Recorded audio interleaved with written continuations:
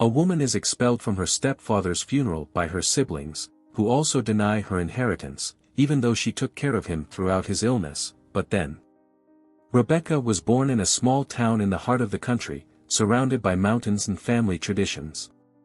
The only child of Anthony and Susan, Rebecca was welcomed with immense love by her parents.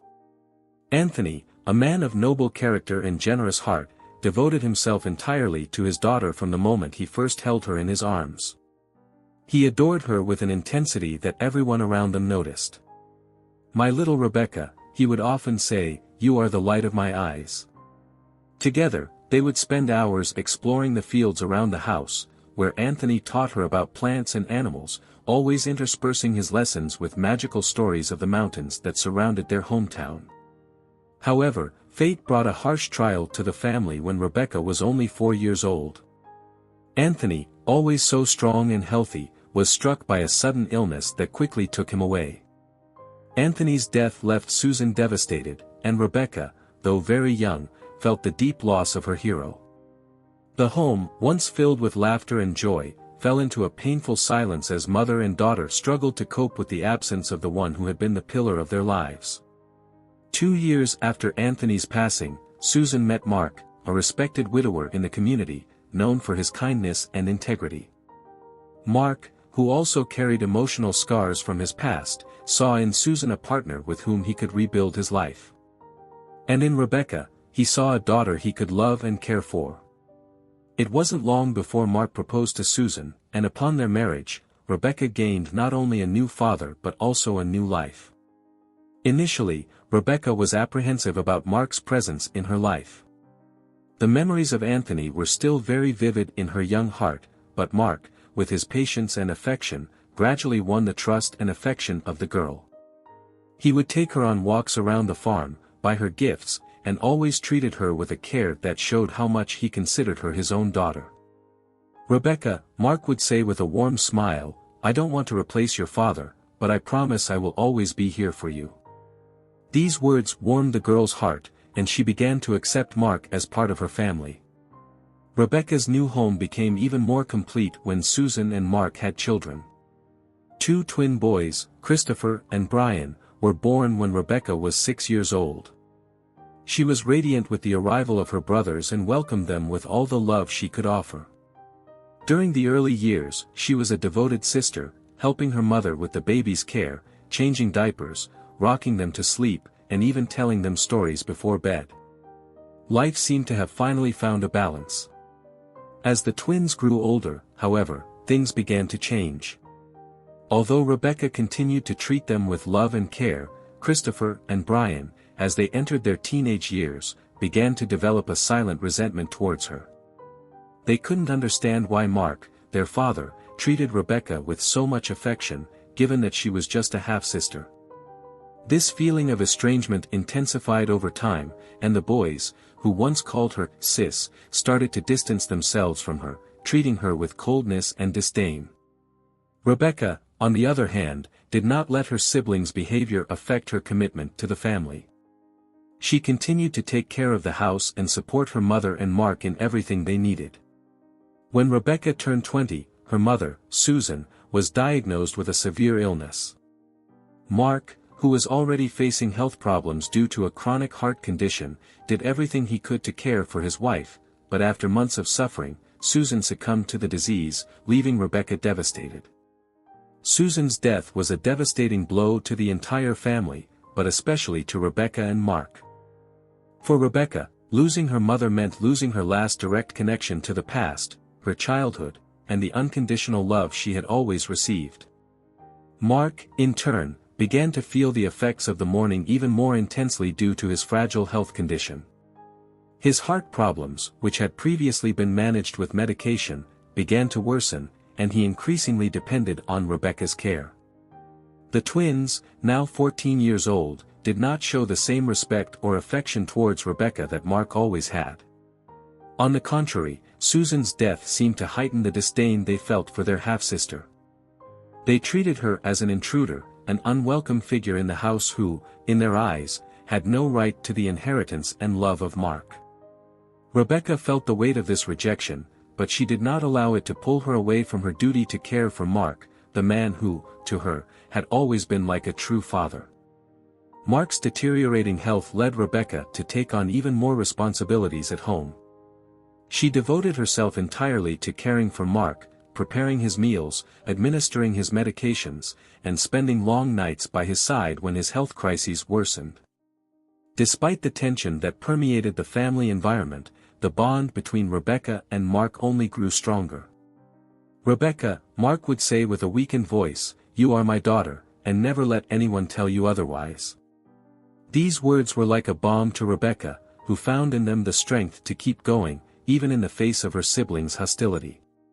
Christopher and Brian, now more aware of financial matters and inheritance implications, began to see Rebecca as a direct threat to their interests. They knew that Mark had always treated her like a daughter, and feared that she might have equal or even superior rights to theirs in the division of the family assets. This increased the resentment they felt towards her, and the two began to devise ways to drive her away permanently. As Mark's health worsened, Rebecca continued to care for him with all the love and dedication she had always had. But the tension in the house was reaching a breaking point, and Rebecca, who had endured everything with patience and resilience, was about to face the greatest challenges of her life. The weeks following Mark's health decline were extremely difficult for Rebecca. The man she had always considered her true father was now increasingly debilitated, and Rebecca was doing everything she could to provide him with the necessary care.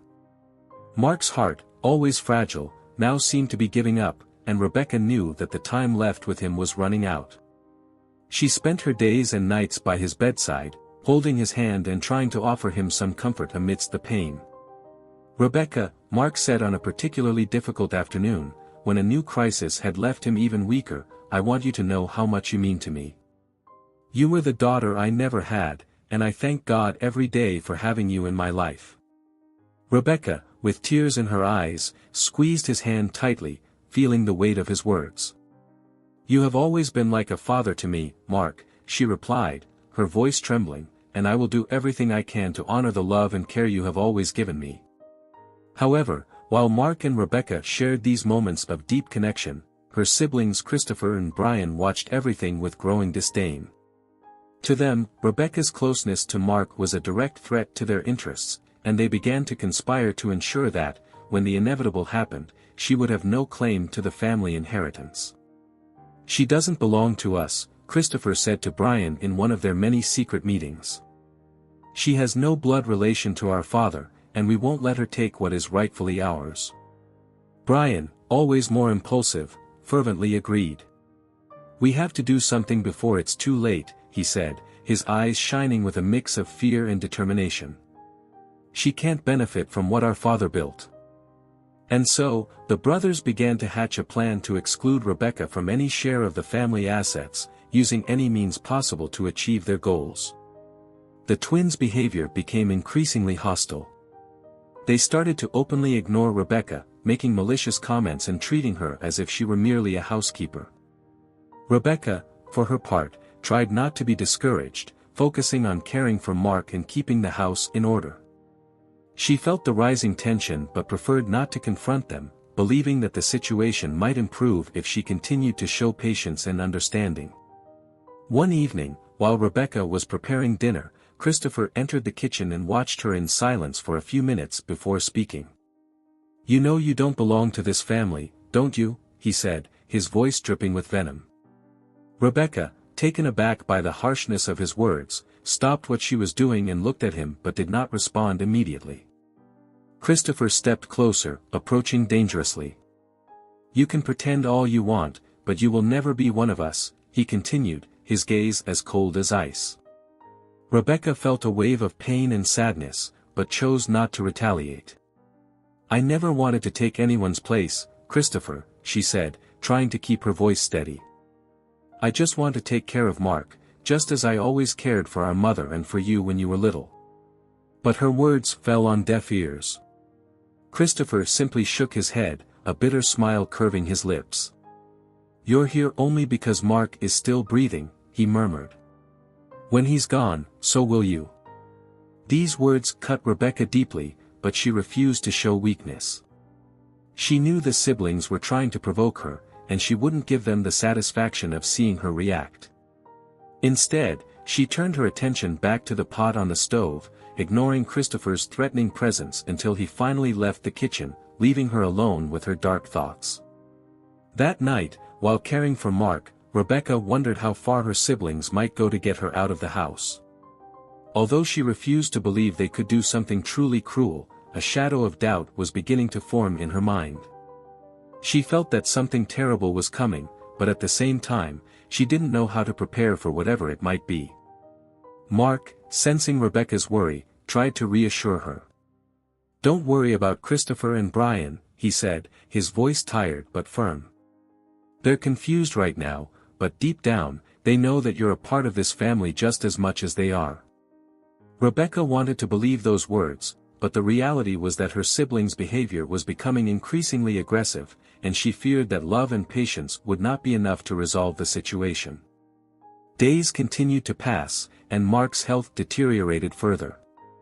Rebecca was increasingly exhausted, both physically and emotionally, but she refused to leave her post by Mark's bedside.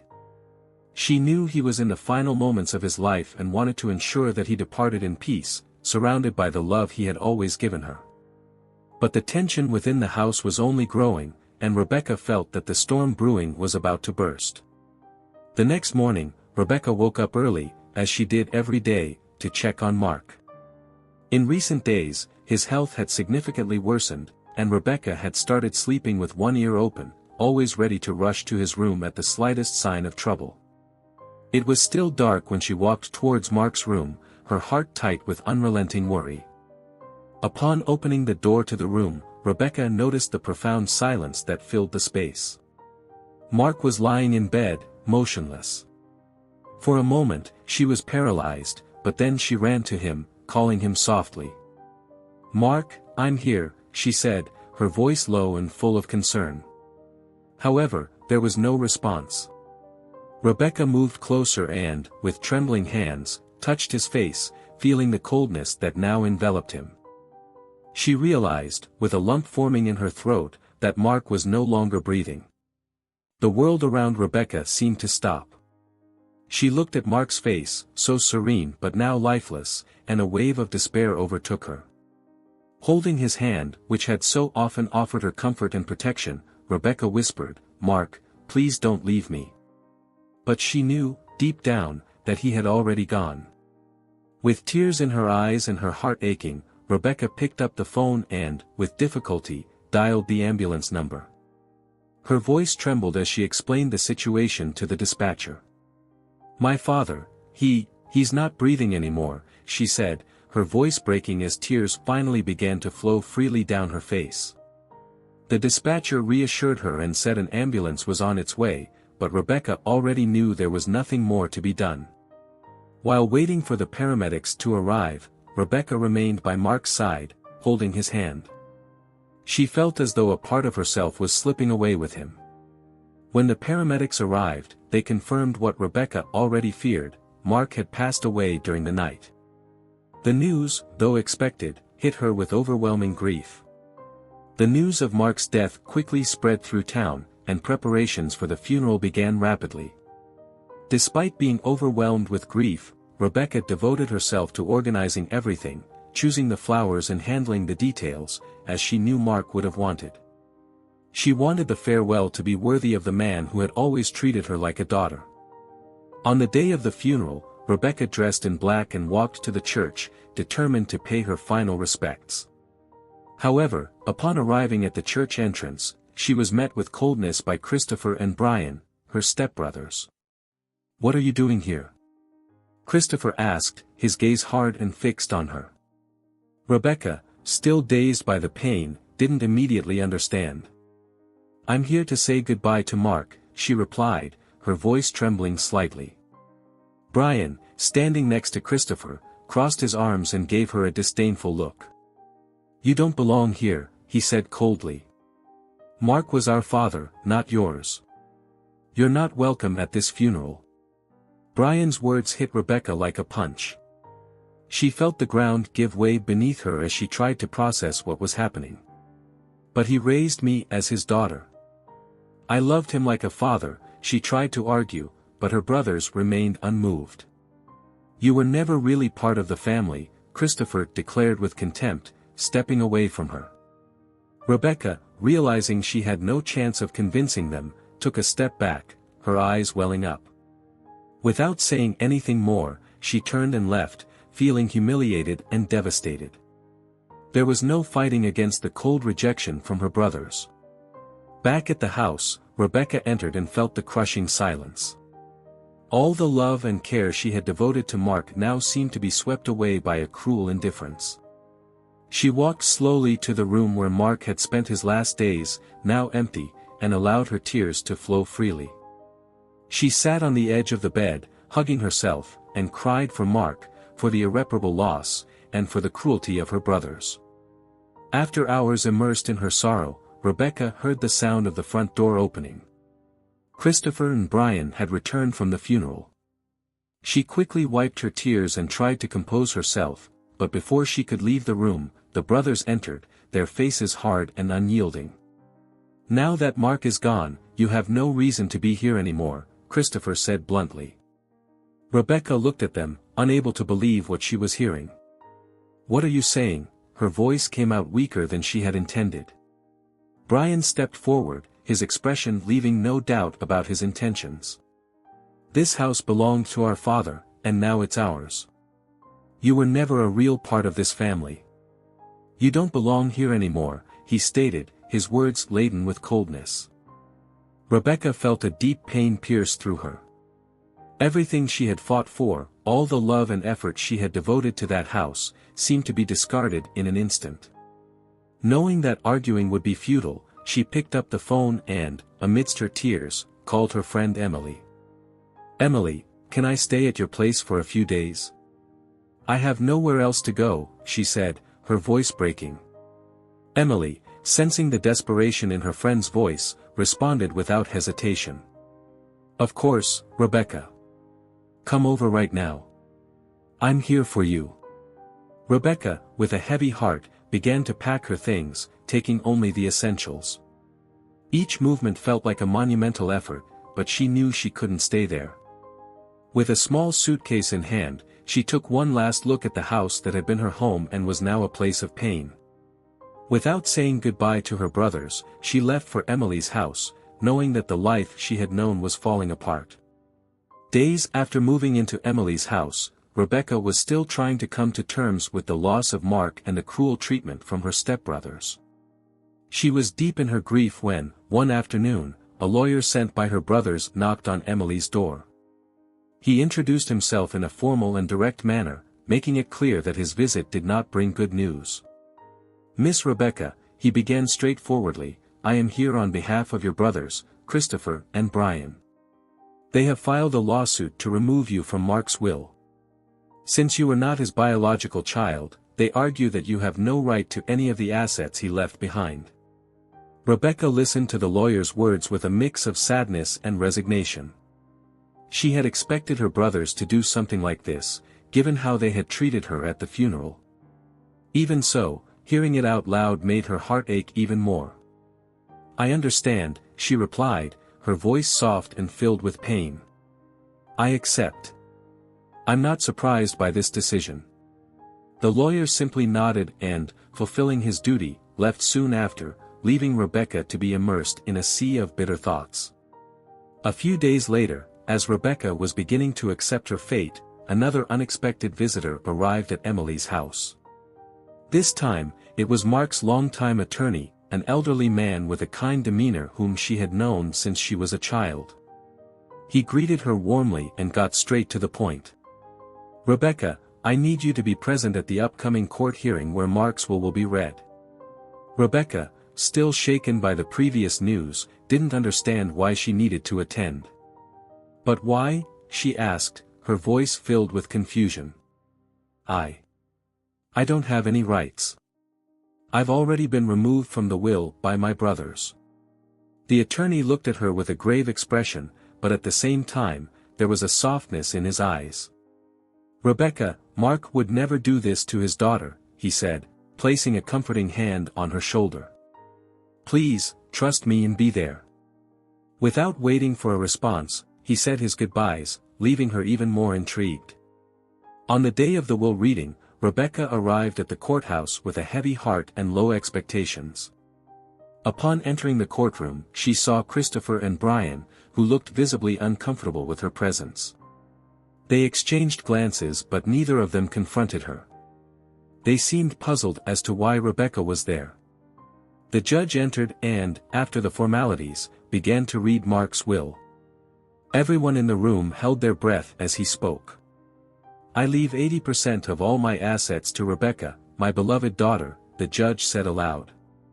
"This includes the house where we lived, all my cars, and the farm I own." The shock that hit Christopher and Brian was instantaneous. They exchanged incredulous glances and soon whispered to their lawyer. "This isn't right," Christopher exclaimed, interrupting the judge. "In the will we have, Rebecca was supposed to receive only 20% of the assets, and even that, she was removed by our request. She shouldn't receive anything." Mark's attorney, who had remained silent until now, stood up calmly and addressed the judge and those present. "The will you had was false," he said, his words hanging heavily in the air. "It was made at Mark's request a few weeks before his death. He knew you would try to leave Rebecca with nothing, so he prepared this will to ensure she, the person who cared for him throughout his illness, would receive the majority of his assets." The judge nodded and confirmed firmly, "The will I have just read was made and signed by Mark himself and is fully legal and binding. Therefore, Rebecca is the primary heir, according to Mark's expressed wishes." The silence that followed was deafening. Christopher and Brian were stunned, unable to believe what had just happened.